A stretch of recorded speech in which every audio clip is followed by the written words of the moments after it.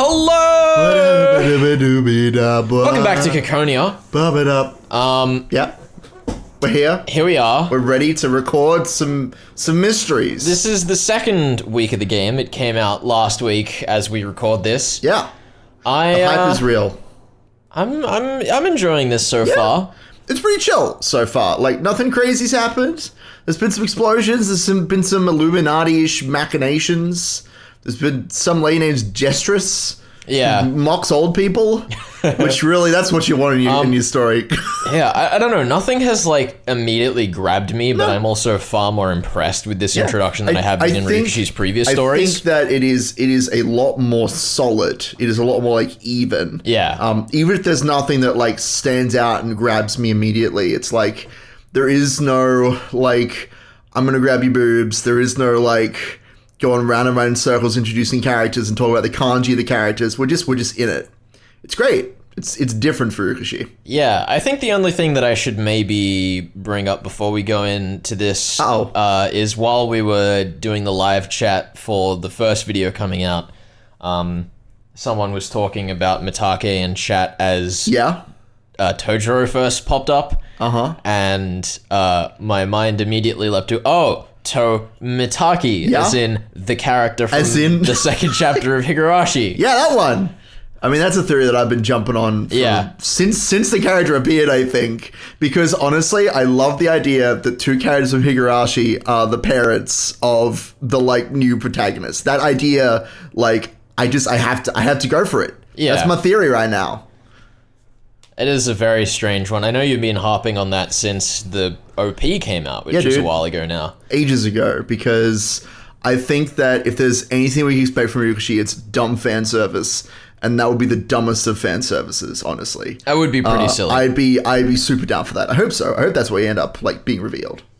Other than that, there's not really much I've looked into at all. No of this. theory crafting yet? You disappoint me. Haven't you solved Caconia by now? No. I mean, I probably have, but, like, it's been an offhand comment. Sure, whatever. Let's get into this. Let's do it. The pieces have been gathered. Says the King of Sorrow. There's the clock!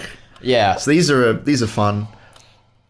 Now, you said someone in the community has translated all of these. Some people on 4chan, shout out to 4chan, have actually figured out how to decipher those words. Yeah. But I know that you want to try and, like, solve it for yourself. Yeah, I want to do it myself. Yeah. And I will say, I've seen, like, what they mean, but I don't know the process. So I'm super down to, like, at least poke at that process and try and see how it works. At a glance, when I was editing, I didn't see more than 26 characters, which says to me that it's just a direct one-to-one cipher. Maybe. But I'd still rather give that a go myself. No, for sure. I'd love to see you give that a go. You might have to make a whole video dedicated to that. A whole 2-hour-long video. Alrighty. Let's do it. Okay, let's start from our designated positions one more time. Let's focus more on our coordination this time. Unlike a super genius like me, Super Genius Jaden, the others are gonna need some repeated practice. I've been covering for your little super genius screw-ups this whole time, Meow. Meow. Oh, yeah, you can't treat Greymore like we're drones, Jaden. Says the one captaining a team of, military property. Yes? Oh, sheesh. I guess you can't keep up with the superb movement ability Meow and I have. There's no point saving a second of time if your coordination suffers. Yeah. I know you're a super genius, so pay a little more attention to what's behind you. Even a super genius can't do anything without support from his comrades. And anyway, I see so much inefficiency in your trajectory data. You keep putting unnecessary strain on your internal ADMS. Yeah, don't do that. You got yelled at. You're definitely a super genius, Jaden. You're so much of one that you can't coordinate with normal people like us. Sick burn! Uh-oh, Meow's totally entered lecture mode, Meow. And when he lectures, he keeps sending over specific data so you can't fight back. Meow, Second Lieutenant Meow, Master Meow, I'm so sorry, so please, it's stupid slow Chloe with more and more of the data. Oh. Looks like Chloe's reliving her past trauma, Meow Meow. Wow, that sounds like a line that's gonna come back and bite us. Yeah, past trauma, that's fun. Meow, if you don't put your lectures on hold and resume training, the instructor... You brats! What are you slacking off for? This always happens when I turn my back for a second. You're the one who slacked off and took a break, instructor. Did you say something, Koshka? I don't think he heard you, so I'll text it to him, Meow Meow. You fool! Chloe! Why am I? Oh, instructor! Your time has improved and all. You end up looking that pathetic at the festival because you aren't taking this seriously. So is the festival just over already? Yes. Wow. That was it. That's it. The festival is done and over. I was the entire set piece that has been hyped up this entire time in all the demos and previews happened is off screen within the first 2 chapters. Yes, that is exactly it. In the first 2 chapters out of 25, it's just gone. I'm not disappointed, but I am confused. It's surprising, yeah, for sure. I don't think it was bad enough to be called pathetic. Oh, that asshole's probably been saying things like, they'll definitely win first place, they've got me training them, to his higher-ups, raising the bar for no reason. I agree. I'm not sure I like having a record like that dismissed so easily. Dummy, stupid Okanogi, meow meow meow. You shouldn't say things like that. Stupid Chloe just self-destructed. Oh. What's that, Chloe? You got something you'd like to say to me? It's nothing. I'm so sorry, instructor. Oh. Even in a world where you can talk to people with your brain, you can sometimes self-destruct. Accidents like speaking out loud when you're trying to badmouth someone mentally right in front of their face are an everyday occurrence in this world. That being said, some kids can do the high-level technique of saying what they really think, then pretending it was on accident. Warcat, Gravemold, your positions. Gunhild, raise AI level by 3. Hold on, I just have to go back a second. What? Some kids can do the high-level technique of saying what they really think and then pretending it was an accident? Yes. Isn't that just what they did in the fiction? Yes, I don't. No, look. but like, what is high level about this? I don't know, dude.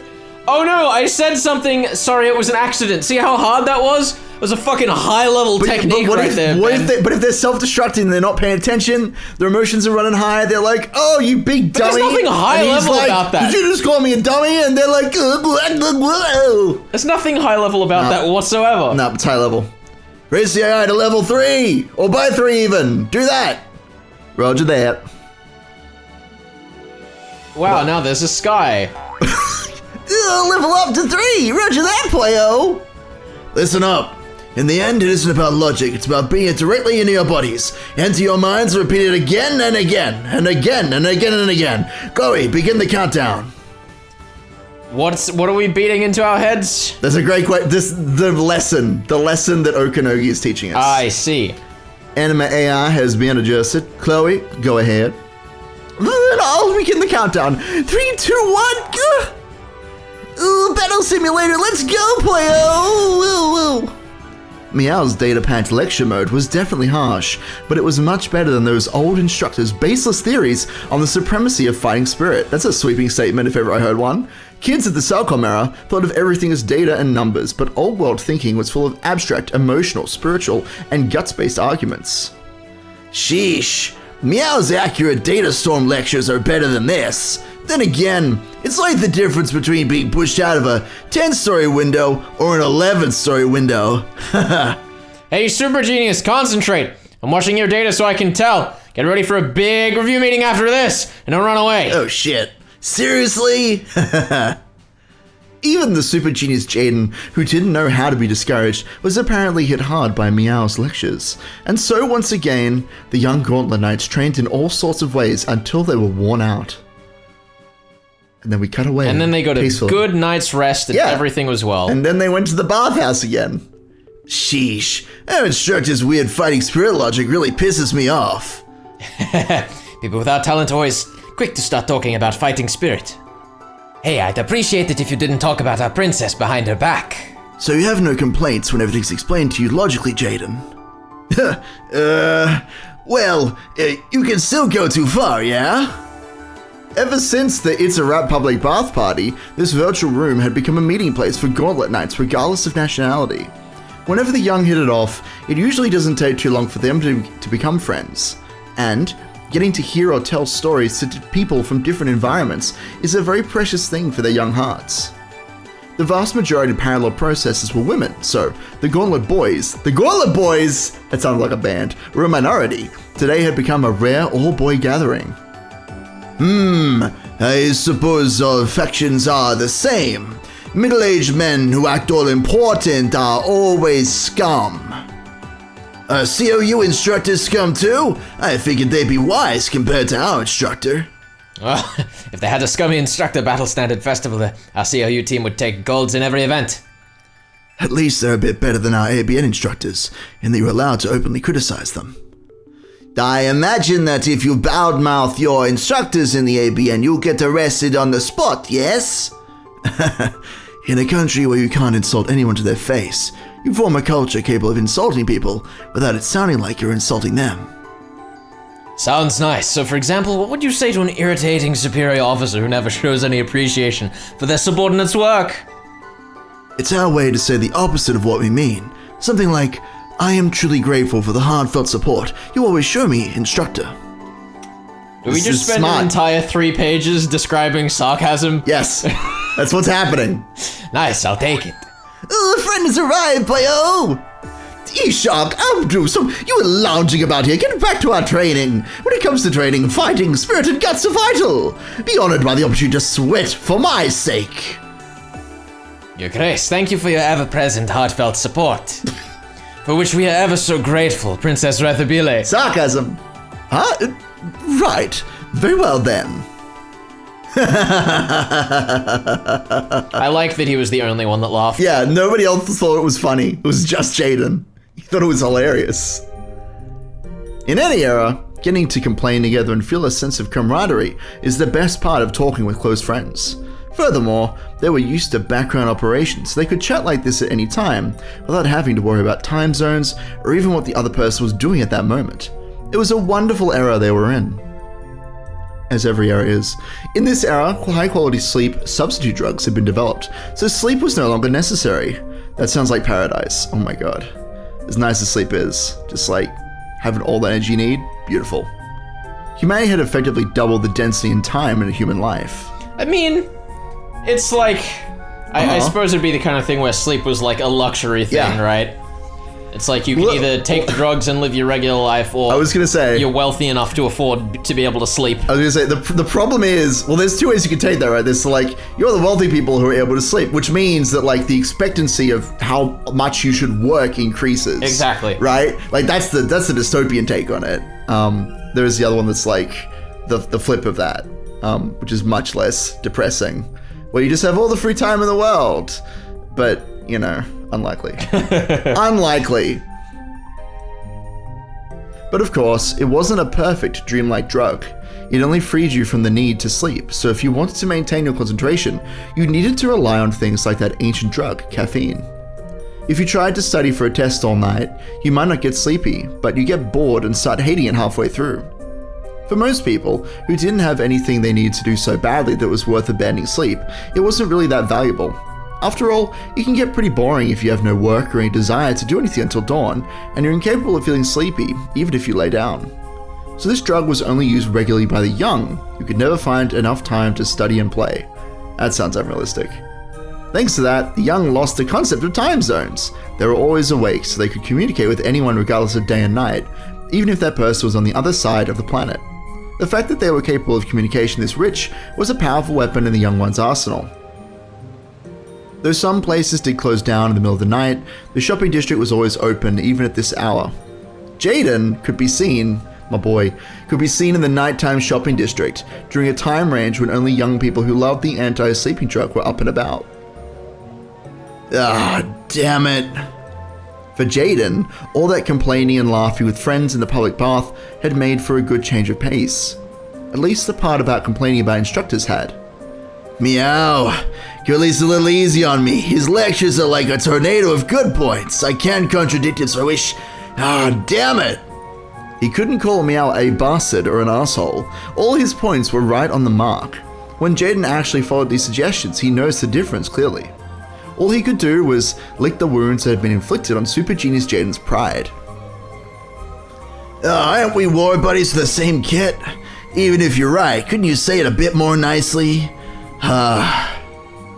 True to what Jaden had always claimed, he was enough of a genius ace to earn the super qualification. Ever since he was young, he had never been inferior to anyone around him in any way. However, that was when he'd been surrounded by what he called normal people. When surrounded by the best Gauntlet aces, the ultimate collection of talent, he couldn't always be on top of that group. Only Mitaki Meow felt like a rival he might not be able to match. Even though until recently Jaden had always focused on his own victory, achieving success again and again. It's because he's always looking at his opponent. While doing his best to achieve victory, Meow would simultaneously search to find out how he could counter his opponent's best, and he would accurately notice when those opponents did well or badly, even when said opponents didn't notice it themselves. Ah, right. After getting criticized again and again and again, there was no compliment at the end today. That's why I'm so down. Meow's lecture mode today was a rush of valid points and data as usual. But after I get beaten down, he's supposed to finish it with a compliment so I can look forward to hearing him make suggestions. And today, the instructor butted in. Meow's lecture mode got cut off. You're pathetic, super genius Jaden. Since when has my mood jumped all over the place because of every word that skinny pipsqueak says? Wait a sec. I'm obsessing over this way too much. How the heck did I get here? I checked with my mental display and saw that I had traveled several stations down. I didn't come to this place often. Still, if I wanted to totally reset my mood, coming to a part of the city I wasn't used to may have been just what I needed. I looked around. Information from countless shops flooded my brain. Of course, getting hit with a flood of information just leads to confusion, so I used one of my favorite information filters and simplified the data in my vision. When I did, a nearby game center was marked as recommended. Playo! I found a recommended spot according to your tastes! It's the Game Salon Armageddon, Playo! Rating 4 stars, safety 4 stars, cleanliness 3 stars! It was my first time going to this place, but it didn't look too bad. And, according to its description, one of its popular games had just received an update. Nice! It's been a while since I filled the high score list with my name.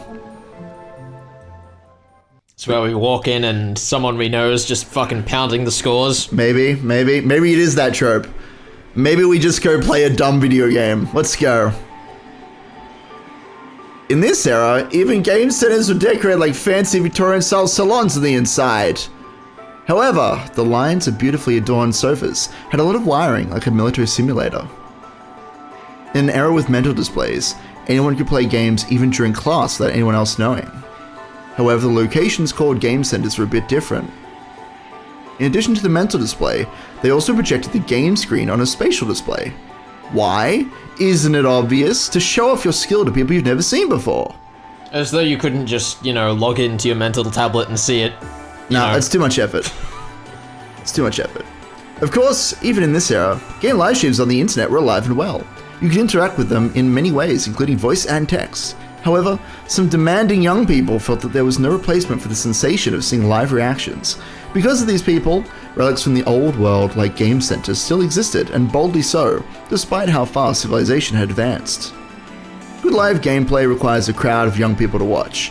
They get to have a great time, cheering and/or showing their disappointment in an exaggerated manner.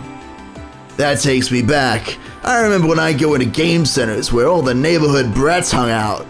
He bought a drink as a substitute for the entry fee, and sat down in a random empty seat. Gloomy people vaguely lacking in self-confidence might sit in the corner even though they wanted to be seen. However, Super Genius Jaden wasn't like that. He'd sit openly in the throne right in the middle, left open because of that special Japanese brand of embarrassment that they call humility, which he didn't have because he's from America. He's a fucking red-blooded American. His cellcom immediately informed him that it had successfully connected to his seat.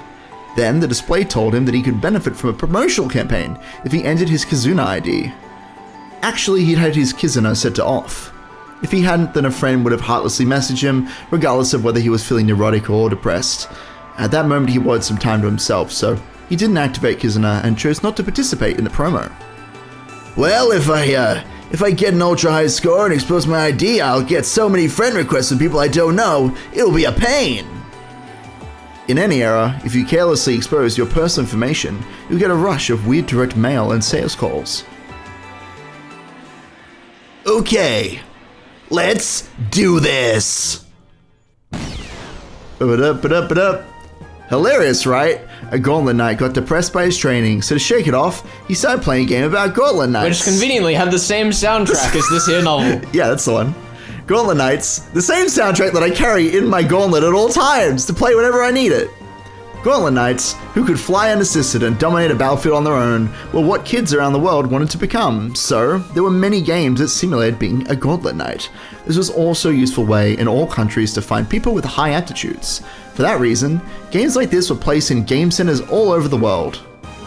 I love flying solo, no need to keep perfect pace with a noisy partner. This game was of much lower quality than the military simulator, but it was more than good enough to work as a game. Furthermore, all his experiences from normal training would come back to him, and the realism could be supplemented by his brain and become pretty intense. This was his first time playing at this game center, so he would run through the tutorial first and get a feel for this particular location. Now to select a difficulty level. Easy, normal, hard? Yeah, right, I'll boldly flick my mental tablet. The word hard instantly shot up the top of the screen, which scrolled down to the no hand-holding settings like Ultra Hard and Nightmare. The one I chose was the last one, Real Gauntlet Knight. Let's go. I'll show them I am a super genius. And then he did. He did exactly what he set out to do. You want to be the young people? No way, is he really doing it on Real? Is he crazy? He's got all his controls set to manual. If he's on Real, what's he gonna do about the Stage 7 boss's missile barrage? Oh no! The Stage 7 boss was modeled off the Atlantis, the ACR Combined Military Super Fortress class segmented warship. That's a lot of words. It was made up of 7 connected Super Fortress class warships, meaning it was more than just a ship. It was 7 ships? It was 7 ships. It was more than one ship. It was like 7 of those. It sounds like a really shitty game design. It's like Stage 1 boss, 1 warship, Stage 2 boss, 2 warships. 2 ships tied together. There's just like electrical cabling like tying them together. Yeah. Just like falling apart. There was more than just a ship, it was a fortress on the sea, damn it. It was pride. Pride incarnate. A barrage of countless missiles was being launched from there, drawing a beautiful geometric shape that dazzled any who saw it. Well, if it's geometric, it's obviously easy to predict. It's true. Here I go! Ah! Why is he questioning himself? Whoa, awesome, look at him move! Oh crap, I feel sick just watching this. Is this guy a literal god? A god of Gauntlet Knights? He magnificently dodged the countless guided missiles. Quit shaking your head. I didn't shake my head at all. He magnificently dodged the countless guided missiles chasing after him, shooting them down with perfect accuracy, just like a missile matador. The excitement in the store reached a crescendo, and the noise made even passers-by stop and look. When Jaden completed the game to the utmost excitement, he waved back at the cheering young people throughout the salon. Good on you, Jaden, you did it. You impressed a bunch of teenagers. I mean, that was one thing earlier in this scene that was a bit weird to me, is that it's like, young people, as though Jaden isn't. As though he isn't very young, yeah. Do we know their ages? I don't remember, but they're implied to be, like, quite young. Yeah, they're implied to be late teens to early 20s. Yeah. Wow! Except Naima. Wow! Thank you. Thanks for your support. This really does feel good. Thank God I came to this game center. Now, that uneasy feeling is gone. Jaden sank deep into the sofa, enjoying the feeling, and slowly sipped his drink. The excitement in the salon calmed down and everyone went back to enjoying their own games or watching others. If you register at Kizna ID, you can take advantage of our Point Rally Start Dash campaign. Oh, it's because I was playing pretty well just now. They don't want to miss out because I'm an unregistered user. Okay, might as well register. I'll have to add a comment that I'm not taking friend requests. Sounds like an amateur mistake. Here we go. He set his Kizuna, which had been off, to on. I'm sure this will have no consequences. He immediately received several ad emails. Oh no. Friend has arrived, Playo! Already? Who is it? Kizuna always displayed a message like that when a friend's avatar came to visit over the internet, or if a friend came near you in real life. This wasn't an avatar visit. Did that mean one of his friends was nearby? Did that mean I called it? The friend sign was very close. Apparently, I just didn't notice because I was set to off, but they seem to be inside this store. That's a bit cold. Not saying hi even though they're in the same game center. Who is it? Where are they? What's their hair color? That'll really help, actually. I tried to check their friend sign through my mental tablet, but it suddenly disappeared. Now that it was gone, I had no way of knowing the person's name or where they were. Hey, that's kind of creepy. In other words, a friend inside the store had realized that Jaden was nearby and had hurriedly set their Kizuna to off. That does tip me off a bit. I don't know who it is, but I think they need a good talking to. Let's go, Meow, show up or something. That's not something you do to your friends, right? I've got to give them a big lecture filled with valid points and lots of data, huh?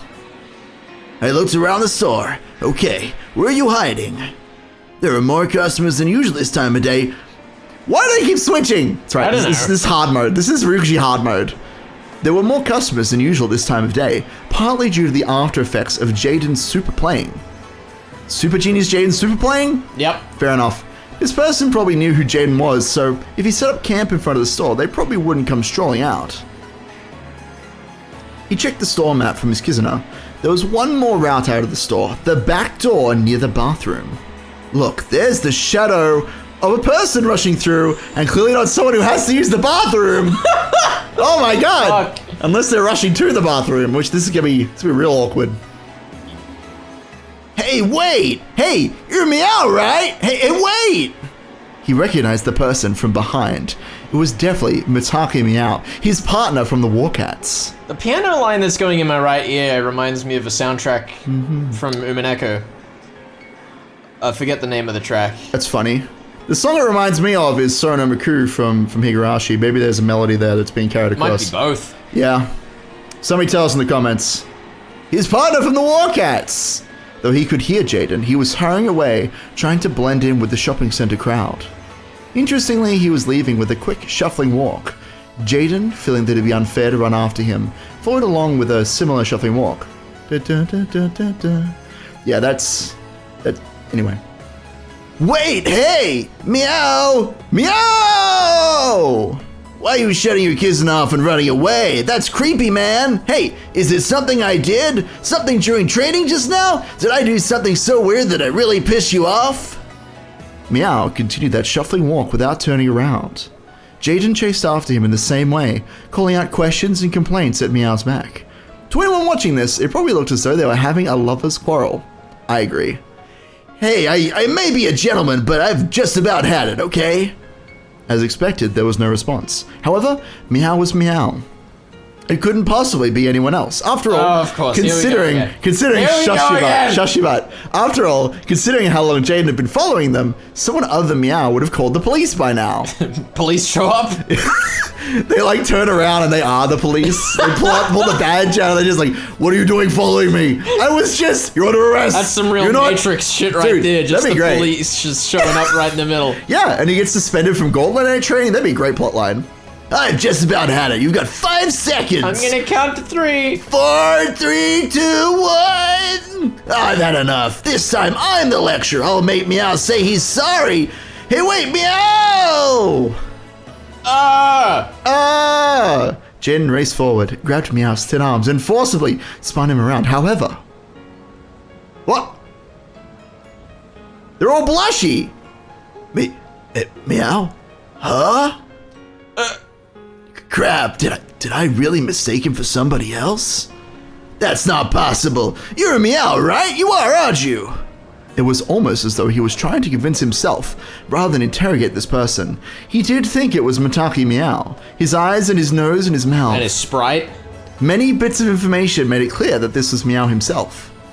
However, well, the atmosphere about him, or something Jaden could really describe, was that of something that resembled Meow, yet wasn't. Only then, Jaden realized that Meow's whole demeanor was different from usual, and the color of his lips seemed more sensual or something. The skinniness of the shoulder he was grasping was definitely Meow's, but Now that skinniness felt like something of the opposite sex. Could this be a girl who looked just like Meow? Wait. You're Meow, right? You are, aren't you? I'm not Meow. Liar! Then turn your kissing on. No. No, I won't. No, you. Crap, this totally looks like a couple fighting. The eyes of people walking by hurt. Jaden took the guy who was definitely Meow, but claimed not to be. No, maybe this isn't even a guy. He took the kid into a nearby store and sat them down. By this point, a certain possibility had risen to Jaden's mind. I'm a super genius, so I don't really get it, but aren't lots of Gauntlet Knight candidates? Now I've done it. I'm sorry. Now you've done what? Let's find out what he's done! He had planned on making this person apologize, but in the end, Jaden was the one who apologized for some reason that hopefully the story will explain in due course. Are we gonna get to some real fucking multiple personality bullshit out in the real world, not just in the AI? No comment. You're one of those, aren't you? Your body is Mitake Meow, but you aren't, right? That was quick. Yeah, dude. It's that we're here. We're in multiple personality. Here we go. As though giving up, the person shut their eyes tight and gave a slight nod. Sorry, I didn't know. To become a parallel processor, you need to undergo special training from a young age. However, that didn't mean all babies had equal amounts of talent. No matter how much one trained, some people couldn't become parallel processors, while some developed surprising amounts of talent with very little effort. It was well known that people with natural talents like this often developed a certain type of split personality. Multiple personality disorder, in its commonly known form, occurs when neural trauma creates a data partition in the brain and gives birth to a new personality, one that has been influenced by the trauma in order to protect one's mind. This is an acquired trait. However, in extremely rare cases, multiple personalities can appear as a congenital trait. Congenital. Unlike acquired multiple personality disorder, its biggest identifying feature is that the personalities can be awake at the same time. It means that two consciousnesses can literally exist simultaneously in a single body. They can each think of and concentrate on different things. In fact, they can apparently even have verbal arguments with each other using the same mouth. They truly are born parallel processors. As you might expect, the training they received at a young age was more effective for them than those with just a single personality, and this improved more the more personalities they had. Since Gauntlet Knights need to be capable of parallel thinking, humans born with multiple simultaneous thoughts in the same brain made for incredibly suitable candidates. So according to one theory, 30% of famous Gauntlet Knights, 60% according to a different theory, had this special kind of congenital personality, multiple personality disorder. And then they open their eyes. Furthermore, these people would feel hurt if you called it multiple personality disorder, so they were now referred to as CPPs, congenital parallel personality disorder. I couldn't. Parallel processes. Parallel processes. You clicked too fast, you monster. Maybe it was just on order. Maybe you're just too slow. Why would you would be more confident if it was on auto. You wouldn't be trying to weasel out of it, you bastard. Trying to ruin me, trying to make me look like a fool. When I was in America, I had a friend who was a congenital. I was a brat who didn't really understand, so I kept saying, show me a different personality and do something crazy. Treat him like some kind of show instead of think about how he must have felt. I regret it now. No matter how much talent you have, it's never pleasant when people look at you strangely. So, even though Gauntlet Knights have become a shared dream for kids all over the world, almost no one comes out as a CPP. It was all thanks to what remained of stereotypes from the old era where multiple personalities were treated like something out of the occult or horror genres. You know, I wasn't the one who started calling myself a super genius. I've been told that since I was very young at the Training Institute. This kid's a super genius with all that parallel processing power despite not being a CPP. Thinking back on it, maybe all of them were CPPs, not just the friend who came out about it. And I treated that friend like some kind of bizarre animal. Imagining how everyone else must have felt made my chest hurt. Meow, wait, that's not right. I want to treat you as an individual human being. Would you mind telling me your name? Huh? Meow. Right. So is this why someone was telling us that we needed to differentiate the pronunciation? Apparently. Uh-huh. So I don't know how we're gonna do that. Well, I believe the comment told us that it was Meow. Apparently, is like how you're supposed to say it. Yeah. Meow. Like, it's not that much different.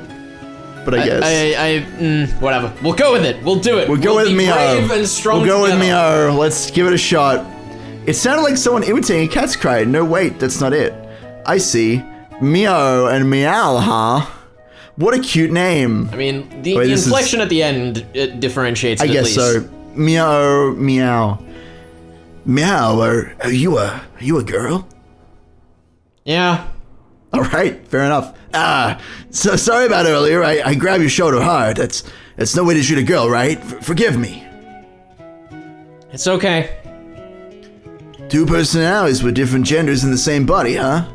Sounds like something you'd find in some old Japanese manga or visual novel. Wait. I shouldn't be thinking up jokes. No, seriously, I'm so sorry. Don't apologize so much, okay? I shouldn't have run and I should have told you. Meow, what should I do? I want to treat you the way you want to be treated. If you ask me to forget everything that happened today, I'll forget about you completely by tonight. If I ever realize I'm seeing you as Meow, I'll pretend I don't know you. Anyway, you're... The way Jaden panicked as he tried his best to be polite must have looked a little humorous. Meow giggled, and Jaden, not realizing why she was laughing, opened his eyes even wider. Thanks. You're nice, Jaden. No, I'm just... If you act so humble, it just makes this more uncomfortable, so really, don't worry about it. And anyway, I've been by your side all this time. If you act so distant, it actually makes me feel lonely. I see. After all, you still exist even when Meow was there. God damn that name. So, what about today's training? Hey, I'm a Gauntlet Knight too. I split the work with Big Brother, checking our surroundings and controlling our posture and stuff. Nice. I see. Is that how it was? So, you've been my other partner all along? At the word partner, Meow smiled broadly for the first time. Meow was probably the main personality, so Meow's personality always had to be kept hidden away, and it was hard for others to notice it. She must have been happy to be recognized as a separate personality. Big Brother, huh? So, you're Meow's little sister. My old friend said his personalities were friends with each other. It's brother and sister in our case. There's all sorts depending on the person. So, Meow usually controls your body, but sometimes you put on makeup like a girl and go out at night to have fun, like this. Yeah. So she's been having fun in a part of town far separate from the area Mitake Meow lives in, so that no one who knew her would realize that she's a CPP. Still, it's a bit unsafe for a pretty girl like you to play around in the city at night, don't you think? Sometimes, where people do try to talk to me.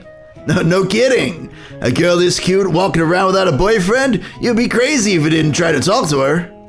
As Jaden said this, he gradually turned red.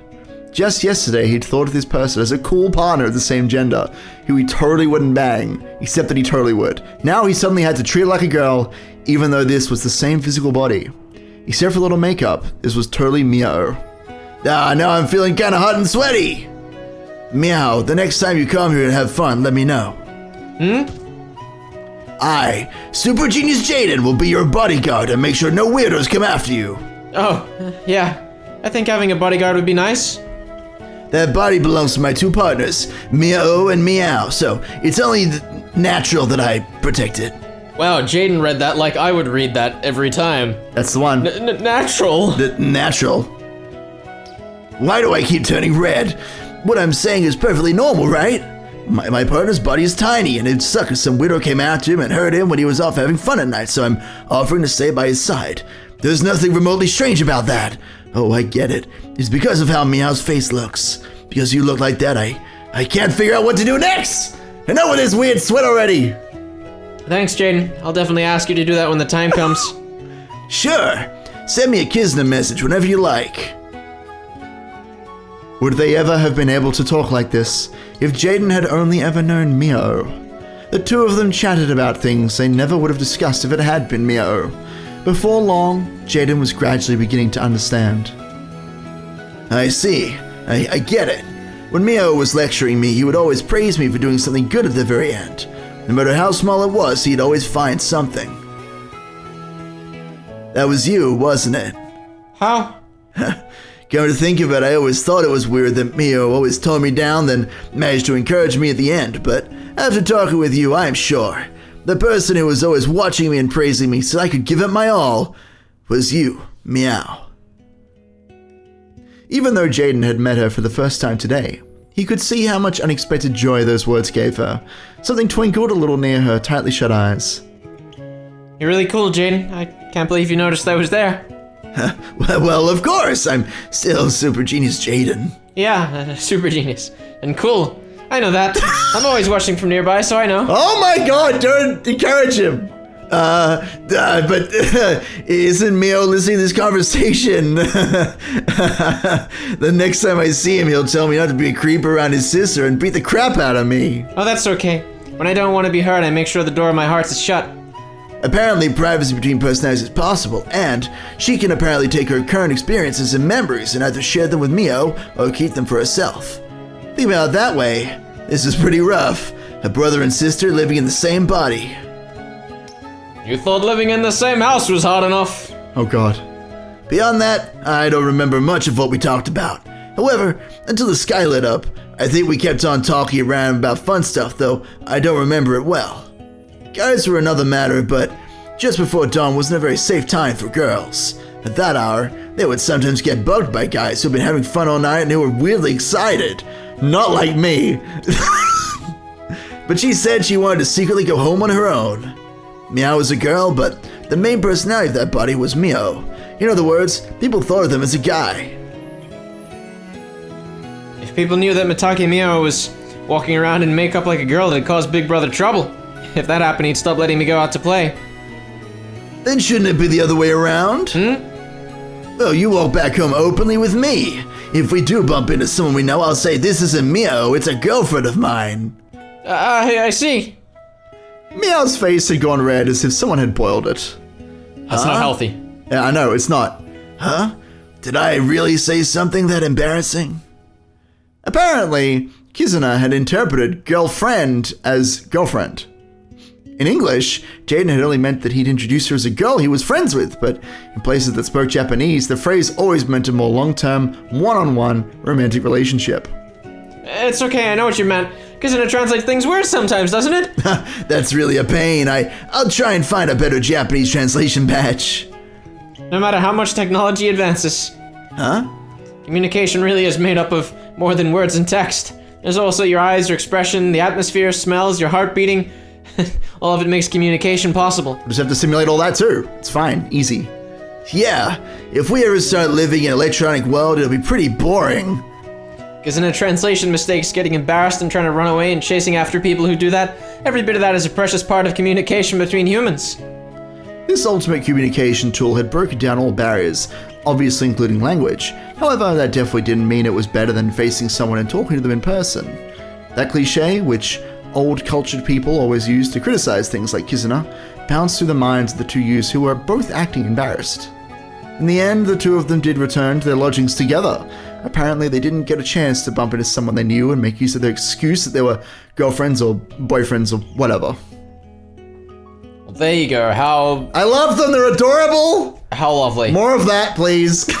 It's kind of... I like the way that the story has done that, where it's introduced the creepy side of the multiple personalities thing first. It's great. I feel like there's actually like a much more engaging way of doing it rather than going, here's Meow, and then 2 chapters later being like, oh, now the spooky one approaches. Yeah. Now there's actually scary shit. No, it's like there's weird shit and now there's good shit, and it's a two-sided issue. Yeah. Also, when the Kikonia stop coming, a current tree has no future, says the King of Critical. Interesting. So it's fun. Yeah, I do think, I was a little confused at the start of that chapter, like, what the purpose of it was going to be. It was good. Because it didn't really feel like it was going anywhere aside No, it was from... just Jaden, like, having a chapter to do it himself, question mark. But as soon as Meow turns up, it's like, yo, this is about character building and world building and building their relationship. Like, it gets a lot done in a pretty short amount of time. Yeah, I also do like, I don't know how it is in the Japanese, but I do like that, Meow's using Big Brother for the other personality. Yeah. Because, you know, obviously there's the connection to 1984 there and the oversight and going back to the whole Illuminati bullshit that we have going on. Yeah. Like, it could actually be that Meow is completely aware of the creepy personality, when Mio wasn't before the bath scene. Yeah. I mean, it's possible that scene is actually like Meow talking with the creepy Mio ? That's what's going on there. Who knows? Who knows? There's all sorts of room for bullshit. Yeah. It also makes theorizing about the mold be pretty difficult. If we have this premise now, we've confirmed that many of the Gauntlet Knights... Look at me being the theorizing guy for once. This is weird. But, like, if all the Gauntlet Knights might have CPP, you could be, like, an Illuminati hacker boy, and we just wouldn't know. Well, yeah, but if you go back to the scene with Jestrus and the Kings, the wording was that Jestrus said that they'd implanted people into all 4 factions, Yes. and then the Kings assumed Yes, it was one in each faction. that it was one in each faction. That's And what I Jestrus was- is like, yeah. yeah, go with that. Yeah, that's what I was trying to point out, but I'd forgotten the wording by the time we'd finished the scene. Yeah. But yes, you're absolutely correct. This is the thing, is that, like, I don't want to, like, go for, like, who's the spy yet? But, like, trying to figure out, there's at least one spy in each faction, and if any of them are CPPs, then they could have 1 or 2 or even 3 multiple personalities that are, like, able to hide things from each other, apparently, as well. Well, I mean... like, I feel like there are 3 obvious tacks that the stories could take, and I mean, this is not to say that I've figured out anything great so much as that these are just the 3 things it could do. Sure. Which is that it could have all of the CPPs be the spies, and that way it's just trying to figure out who is a CPP and who isn't. For sure. It could be that all of the people who aren't CPPs The spies. are the spies. It's a mole hunt for nothing, effectively. It's a false reasoning that leads you to accuse people that don't need to be accused. Yeah, and I don't know, like that option... I guess it feels more sensitive to say. I was going to say, Like, because of the place that this is taking the story, is Yeah. like the CPPs are people that don't like, they literally come out as CPPs, Yeah. and they don't like being looked down on or referred to any differently than a regular person. Like, there's some allegory going on here for a lot of things. Yeah. Which is So, great. like, you know, obviously, I don't think that either of those first 2 options particularly are appealing because of that. Yeah. And the third option is obviously that it's going to be some one way, some the other. I think it's going to be one way and the other. Like, that seems like the smart way to do it. Oh, absolutely. I feel like just having all one side would be rubbish. Yeah. That said, if they're, like, reluctant to come out as CPPs, it'll be interesting to see how many people are willing to just tell us that they're CPP in terms of, like, theory crafting. But yeah, we'll see how things go. Yeah, but I do think that, like, the fact that we've introduced this and so directly tied it into the idea of that other personality who's like, everyone's going to die. Yeah. Like, there's got to be something analogous now. there to the way that people inserted into the teams is going to be. Sure. I still have half a mind that it's just going to end up being everyone, and that, like, Or the no one. spies in Look. each time... It's, Either of those would be fantastic. like, it's about the doubt that the premise is creating Yes. rather than the actual agree. result of there being spies. I would actually love if it was, like, not actually anyone in Walker Grave Mold, if it was just, like, Okanogi. Just, like... like, I don't think that makes sense with the wording that you use, but it'd be great if it was just, like, actually it was just some, like, higher-up people, and you guys have been, like, fighting amongst yourselves for no literal reason. Yeah. The only reason I wouldn't say that it is none of them is because otherwise that... What's the point? It's kind of redundant. No, I know. I'm entirely with you on that. I'm excited to get to some talk about which characters might be spies. I know that at this point in the story I was throwing Andre around simply because he's the first person to, like, suggest that they have all the, like, friendship bonds. I was like, that's weird. Why is he like suddenly like, we should all be friends? Is it because he's a spy? He wants to be able to easily, like, hack into people's shit? Who knows? Yeah, I mean, unlike some of the mysteries we've read on Death of the Reader, where the culprit's been very obvious because they're the one that's given the most screen time, and it's pretty upfront. It's pretty even in this. Yeah. Except for arguably Meow and Jaden. Oh, yeah, As I mean, of obviously. this scene specifically. But I mean, also, the only scenes that we've had have intentionally been the big group scenes. Yeah, you're right. Right. Like, you know, already the fact that we narrowed down that one scene with the boys when Rethabile shows up is like, that's more of an isolated chance. And I think that it's going to be those isolated scenes that are going to be more important for figuring out what's going on. Sure. Provided that you can still justify it with what was said in the big group scenes. Of course. Yeah, I mean, as I was saying, like, back before when we got, like, the first trailer or whatever, like with this many characters, it's going to be the scenes where Ryuichi like matches up characters from the different teams and like puts them in weird situations. Like where Rithabella like bodyguards. Was it Stanislav who was like, yeah, you can just like use sarcasm, and they're like, aha, I see, sarcasm, that's how you do it. Yeah. Guy from another country. Like it's character interactions like those that are going to be telling, I think. Yeah. I mean, I think already from the bath scene, it feels as though we're starting to tee up Lingji and Mio, because those were kind of the two characters that were definitely felt at the forefront of that scene. For sure. But there wasn't really any tension created there. It just feels more like we're putting them in the spotlight so that when the tension does arise, we already have them set up. Sure. Either way. Next time.